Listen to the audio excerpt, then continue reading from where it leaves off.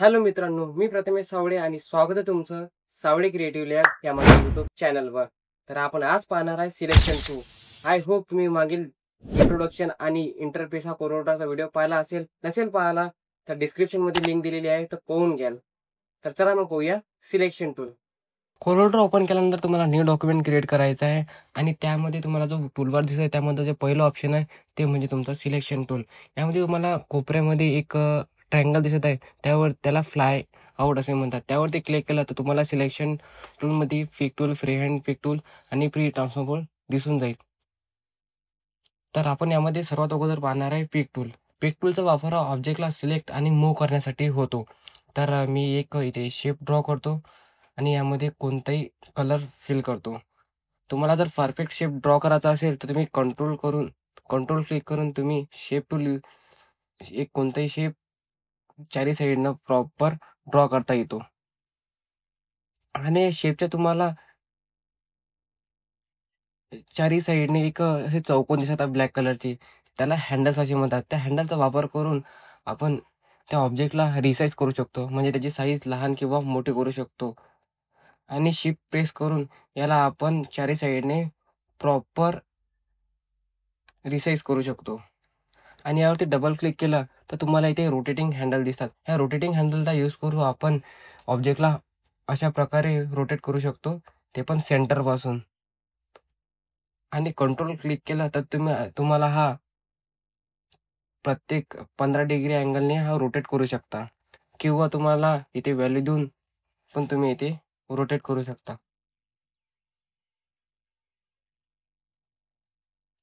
त्याच बाजूला इथे तुम्हाला स्क्रीव्ज ऑप्शन दिसते. याचा वापर करून आपण ऑब्जेक्टला अशा प्रकारे स्क्रीव करू शकतो.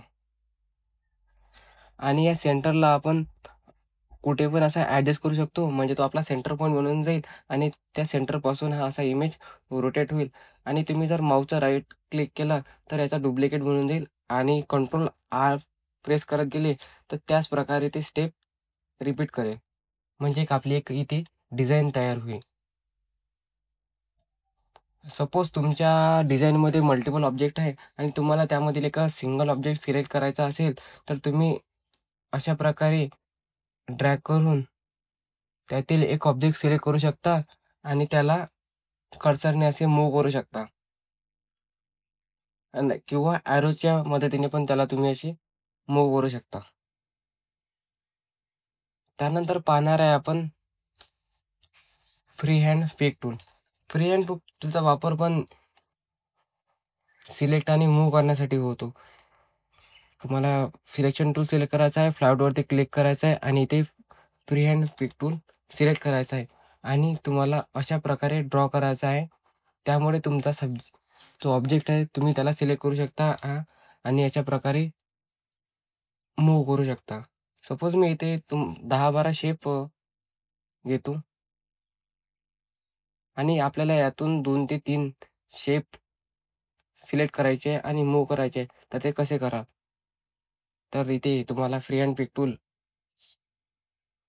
वरती क्लिक करायचं आहे आणि अशा प्रकारे तुम्हाला इथे ड्रॅग करायचं आहे.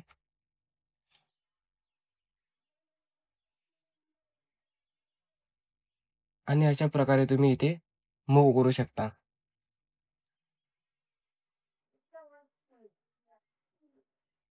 त्यानंतर येतो फ्री ट्रान्सफॉर्म टूल. आता फ्री ट्रान्सफॉर्म टूलचा वापर हा ऑब्जेक्टला रोटेट, ट्रान्सफॉर्म, स्क्रीव करण्यासाठी होतो.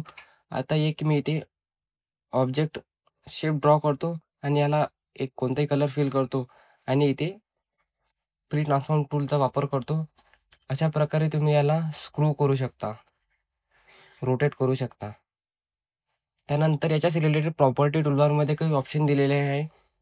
सर्वात अगोदर येते फ्री रोटेशन. फ्री रोटेशनवरचा वापर करून आपण ऑब्जेक्टला अशा प्रकारे रोटेट करू शकतो. त्यानंतर येते सेकंड फ्री रिफ्लेक्शन अँगल. आता फ्री रिफ्लेक्शन अँगल म्हणजे काय? तर सपोज हा शेप आहे, ह्या शेपला तुम्हाला कशा प्रकारचा अँगल द्यायचा आहे त्याचं तुम्हाला इथे रिफ्लेक्शन दाखवलं जाईल. आणि अशा प्रकारे रोटेट जर तुम्हाला लागत असेल तर तुम्हाला माऊसला राईट क्लिक करायचं आहे, त्याचा डुप्लिकेट बनून जाईल. अशा प्रकारे इथे फ्री अँगल रिफ्लेक्शनचा यूज केला जातो. त्यानंतर पाहणार आहे आपण फ्री स्केल.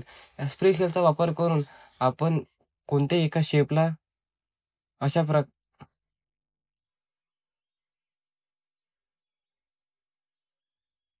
अशा प्रकारे ट्रान्सफॉर्म करू शकतो, म्हणजे त्याची लेंथ आणि ब्रीथ कमी जास्त करू शकतो.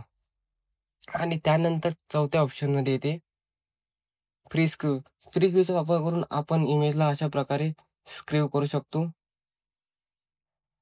अशा प्रकारे आपण इथे सिलेक्शन टूल पाहिले आहे. तर मी तर ते टूल जास्त वापरतो. तर तुम्हाला यातील कोणता टूल वापरणं आवडेल तर कॉमेंटमध्ये नक्की सांगा.